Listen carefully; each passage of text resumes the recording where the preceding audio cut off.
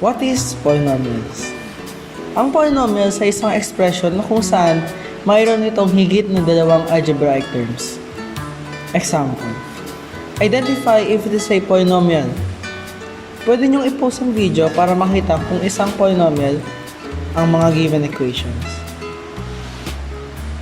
So, makikita ang unang given ay hindi polynomial dahil ang exponent nito ay 1. Susunod na equation ay polynomial dahil ang highest exponent nito ay 2. At panghuli, isa din itong polynomial dahil ang given equation ay mayroong pinakamataas na exponent na 3.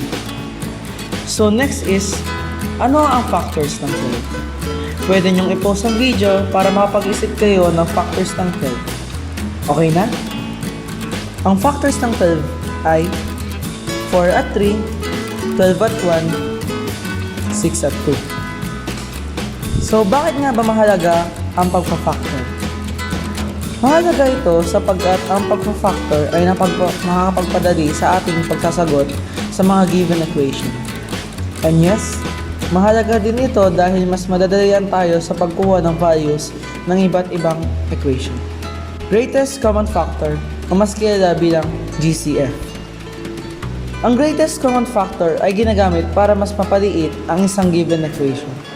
Pero, hindi mo ito magagamit kung hindi factorable ang bawat terms ng given equation sa bawat isa.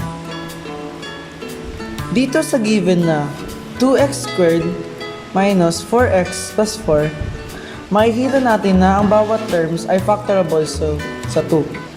So, i-divide natin ito sa 2, kung kaya't kakalabasan nito ay 2 quantity x squared minus 2x plus 2. Next is 3x cubed minus 9x squared plus 6x. Makikita dito na ang bawat terms ay factorable sa 3x. Kung kaya't ito ay magiging 3x quantity x squared minus 3x plus 2.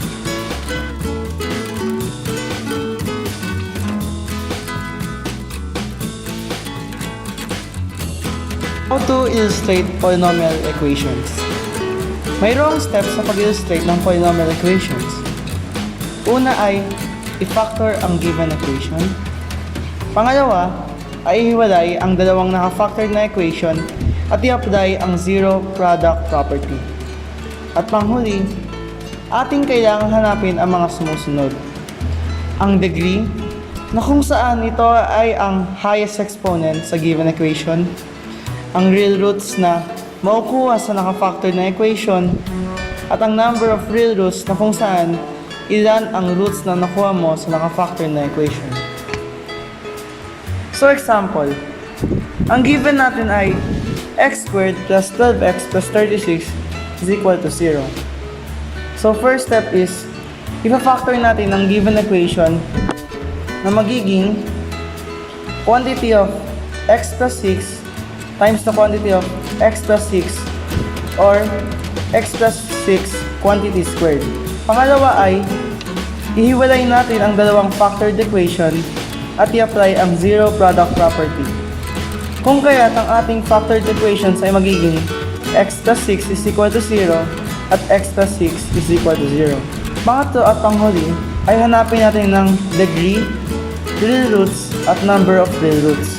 Ang degree nito ay 2 dahil ang highest exponent nito ay 2. Ang real roots naman natin ay negative 6 at negative 6. Dahil ang real roots natin ay nakuha natin sa factored equation.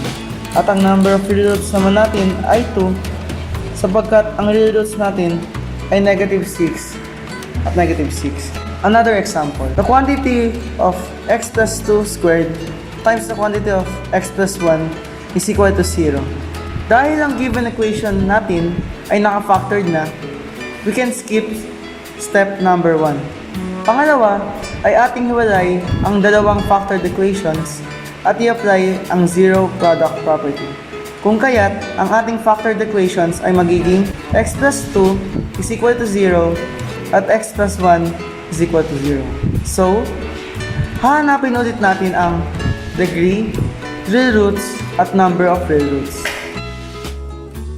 Ang degree dito ay 3 sapagkat kahit tignan lamang natin ito sa factored form, ang isang equation ay mayroong exponent na 2 sa x plus 2 quantity squared at 1 naman sa x plus 1 quantity. Kung kaya't ang degree nito ay 3. Ang real roots nito ay negative 2, negative 2 at negative 1. Dahil sa x plus 2 quantity squared is equal to 0, dalawa ang roots dito dahil ito ay naka-squared. At ang quantity x plus 1 na ang root ay negative 1. At dahil tatlo ang nakuhang real roots, tatlo ang number of real roots. At ito ay ang negative 2, negative 2 at negative 1.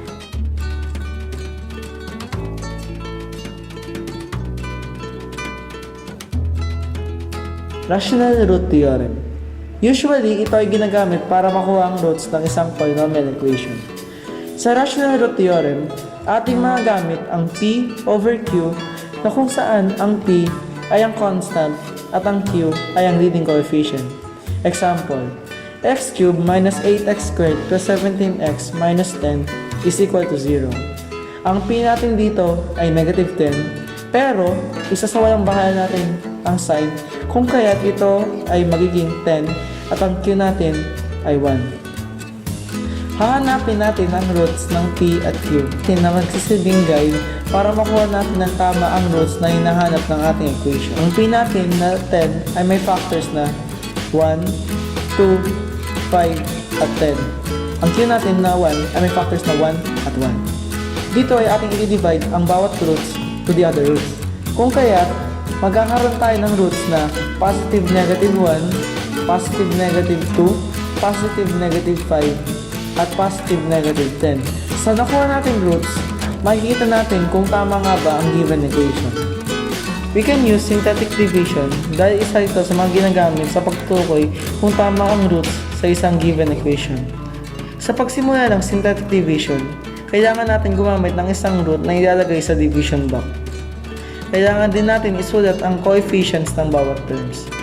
Halimbawa, ating ilalagay sa division box ang root na positive 1. Sa gilid nito ay isulat natin ang coefficients ng bawat terms na 1, negative 8, 17, at negative 10. Una ay baba ang unang leading coefficient na positive 1. Sunod ay multiply ito sa nasa division box na kung saan ito ay ang positive 1. Ang kalalabasan ay ilalagay sa next column at patuloy ang process nito.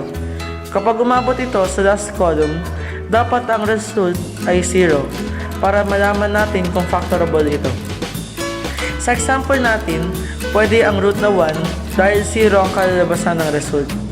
Sa given natin, we can use the roots na positive 1 at positive 2 para pagdating sa dulo, isa na lang ang hahanapin. Sa given example, ang roots natin ay 5, 1, at 2. Sa tatlong roots na ito, pwede natin ito magamit pang determine whether tama ba ang given equation, given polynomial equation. Tandaan, kapag mayroong given equation na kulang ng isang term, ang coefficient nito ay 0. Kung tuluyan niyong naintindihan ang topic namin, answer this. Find the roots of x raised to the 4th minus 6x cubed plus 7x squared plus 6x minus 8 is equal to 0.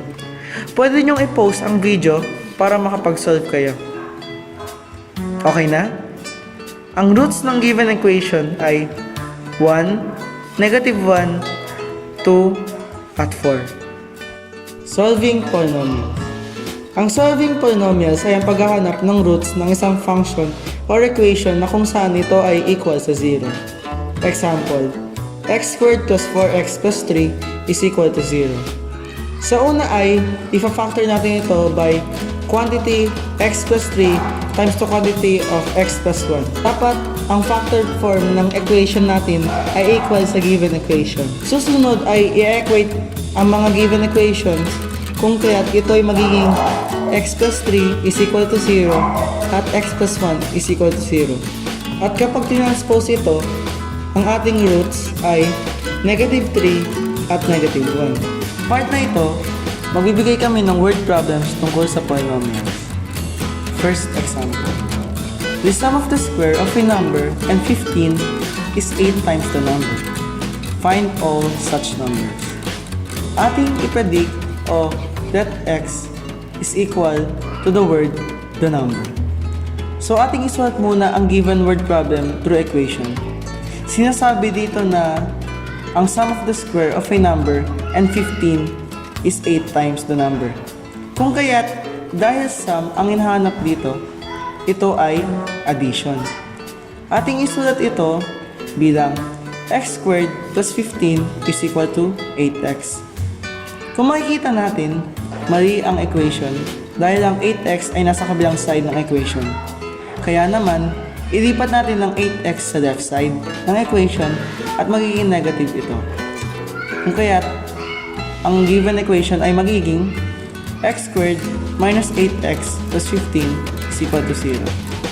Ngayon, dahil tama na ang ating equation, kunin natin ang factors nito at i-equate natin ang mga ito sa 0 upang makuha ang roots ng equation. Ito ay magiging the quantity of x minus 5 times the quantity of x minus 3 is equal to 0. At ang values ng x natin ay 5 at 3. Dahil ating transpose o linipat, ang x minus 5 is equal to 0 at x minus 3 is equal to 0 sa kabilang side to get the value of 5 and 3. So ating yung hinahanap ang numbers na hinahanap sa problem. We let x is equal to the number, so the numbers na hinahanap ay 5 and 3. Another example. The difference of 3 times a number and 2 is the same as negative 9 times the square of the number. Find all the numbers. So atin na lamang i-predict o let x is equal to the word the number. Isulat muna natin ang given word problem at i-transform as an equation.